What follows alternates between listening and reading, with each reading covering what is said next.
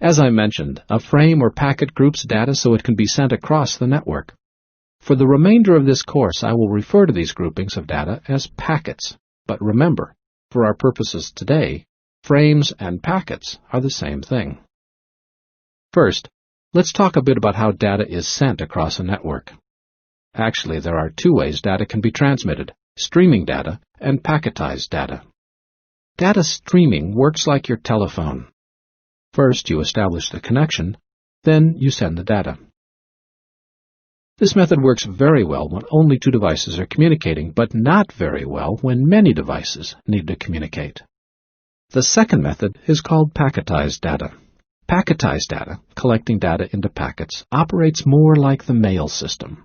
Just like sending a letter, information is gathered into groups, like the pages in a letter, and then placed into a packet, like an envelope. The packet is addressed to the destination and then sent across the network. Many times since the beginning of this course, I have used the telephone and mail systems as analogies for how networks work, and, in fact, I'll continue using them as we go along because these two communication systems were the references used when creating data network designs and protocols. Now let's go back to the packet. When your computer needs to transmit data, the information is sent to the lower levels of the OSI model. Here your data is combined with protocol-specific information, and all the bytes of data are grouped to form a packet.